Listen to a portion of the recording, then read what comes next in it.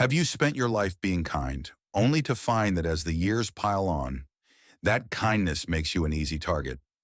We're often told to keep our hearts warm, patient, and forgiving. But here's a hard truth. If you don't learn to live with a touch of coldness, a hint of distance, you might end up worn out, taken advantage of, and buried in exhaustion. This video unveils 6 profound reasons why choosing a colder approach after 70 isn't about shutting down. It's about safeguarding your peace.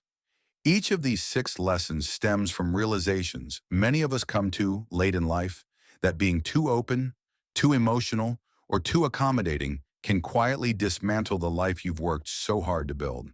What you'll hear today isn't a call to freeze your heart. It's an invitation to weigh carefully where your affection belongs. It's about learning to give without draining yourself dry, to care without being swallowed whole, and to stay compassionate without being exploited.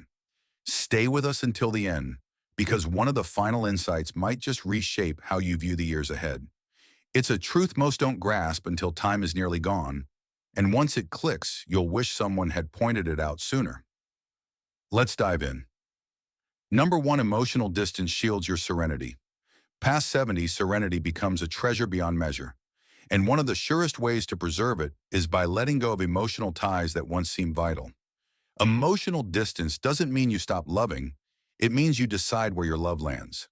At this age, not every disagreement warrants your effort. Not every family feud demands your mediation. Not every harsh word deserves your reply. You've earned the right to shield your heart from being tugged in every direction, especially by those who demand more than they're willing to offer. We often blur the line between love and duty, but true love doesn't ask you to lose sleep over someone else's mess. It doesn't force you to shoulder burdens that aren't yours. When you step back emotionally, you're quietly tracing a boundary between what touches you and what doesn't. That boundary becomes the fortress of your calm. You can still cherish someone without taking on their pain. You can listen without fixing their problems. You can be there without running empty. Take James, 81. He used to be the emotional anchor for his sprawling family. Whenever trouble brewed, a sibling spat, a forgotten anniversary, a wounded ego, he was the first call. For years he jumped in, smoothing edges, mending rifts. But then it hit him his own time was slipping away, yet he was pouring it into troubles that weren't his own. Now James listens but doesn't mend. He cares but doesn't chase, and in doing so he's reclaimed a serenity he hadn't felt in decades. Emotional distance means recognizing not every fight is yours to wage. It's walking away from drama even when it beckons. It's choosing quiet over strain, space over scars. Some might call you cold, but what they mean is you've stopped being their fallback. You're no longer their emotional dumping ground. You're the guardian of your own calm, and that's where freedom takes root. When you stop hauling others' sorrows, your journey lightens, your mornings soften, your nights grow still. That serenity, the kind unshaken by every text or call, is worth more than gold. Number 2, refusing without regret. Guards your strength. After 70, your time and strength aren't just valuable. They're sacred gems. One of the truest acts of self-respect is learning to refuse without letting guilt weigh you down. For years, we're taught to be agreeable, to bend, to nod yes when our hearts scream no. But that way of living leaves you weary, diminished, and silently resentful. Living colder means realizing you're not here to please everyone. That's not selfishness. It's how you keep going. Every reluctant yes trades away something you crave: rest, peace, or simply a moment to breathe. Your days are finite, and you get to choose how they unfold. You don't owe anyone your presence at every gathering. You don't owe your ear to every plea. And you certainly don't owe your strength to those who don't value it. Consider Margaret, 76. She was the family's go-to yes woman. Need a ride across town, she'd drive. Hosting Christmas despite exhaustion, she'd manage. Watching the grandkids on a whim, she'd drop her plans. But one day, she saw it always saying yes had silently stolen her joy. Now Margaret says no. Gently, firmly, no excuses needed. And guess what? Life goes on. The ones who matter adjusted, and she found a peace she'd forgotten existed. You don't need a reason to refuse. You don't have to justify or soften your limits to ease others' discomfort. Those who cherish you won't demand a long explanation. They'll get it. And those who don't, they've thrived on your lack of boundaries too long. There's a quiet power in a simple no. Not harsh, not dismissive, but clear and steady. That power carves out room in your life. Room to rest, to reflect, to savor, to heal. When you stop fretting over protecting yourself, your strength creeps back. You wake with less weight, sleep with fewer regrets, and live days fuller for you. Living colder isn't ceasing to care. It's caring wisely, caring for yourself first so you've got something left to share. When you refuse from a place of heart, not fear, you reclaim the life that's been yours all along. If these insights resonate, drop number 2 in the comments to let me know you're here. And if you haven't subscribed, do it now and hit the bell. Don't miss a thing. Your support keeps us creating content that matters. Let's move on. Number 3, measured compassion preserves your soul. After 70, a subtle shift arrives. You see that while compassion is noble, giving it too freely, too often, can unravel your spirit. Measured compassion isn't about locking your heart away. It's about choosing where it goes and when it stops. Not everyone deserves your full empathy. Not every sorrow is yours to bear. When you open too wide to all, you become a vessel for their grief, their fear, their chaos. Over time, that load turns into fatigue, gloom, worry, even sickness. People seek you out because you'll listen, but also because you'll carry more than you should. Living colder means knowing your compassion needs safeguarding too. Think of Henry, 83, a man with a heart of gold. For years, he absorbed the struggles around him, friends' money woes, neighbors' disputes, kids' rocky marriages. He saw it as his duty to ease, to heal. But his body paid the price: sleepless nights, soaring stress, a spirit dimmed. Then his doctor said, "You can care, Henry, but don't let it break you." Since then, he's learned to feel just enough, enough to be kind, not enough to lose himself. Measured compassion is listening without owning the problem. It's supporting without sacrificing your peace. It's letting others face their own paths without swooping in to save them. Those always in crisis, always tugging at you, aren't seeking partnership. They're seeking a place to unload.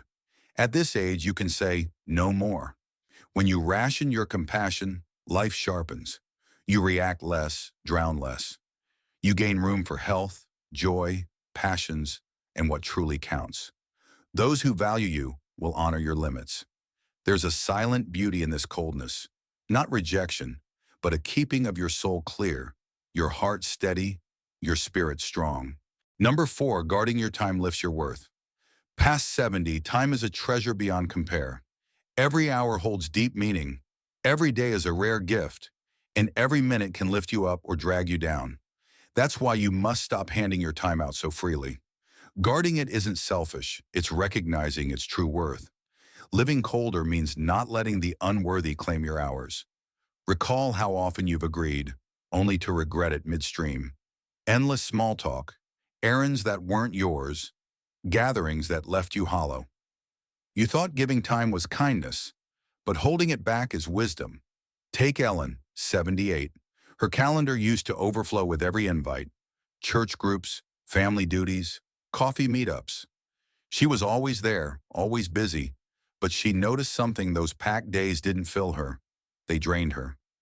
One day she asked herself, what here actually sparks joy?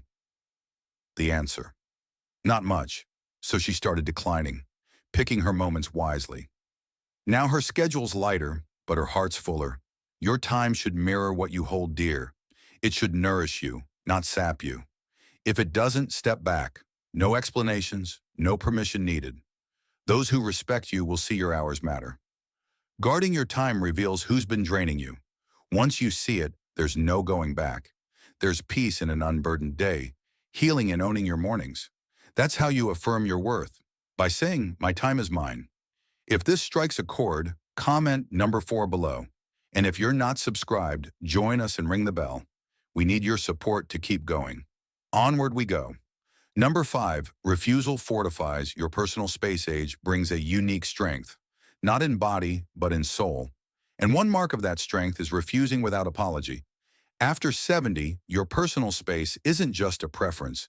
It's a wall defending your peace, your dignity, your freedom.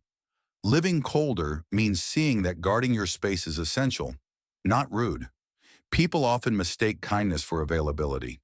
If you've always been the reliable one, they expect you to stay that way. But over time, you feel encroached, saying yes when you mean no, helping when you need rest, tolerating what crosses lines just to avoid waves. Peace bought with your space isn't peace, it's surrender. Look at Thomas, 81. He was the family's steady rock, calm, ever present, always agreeing.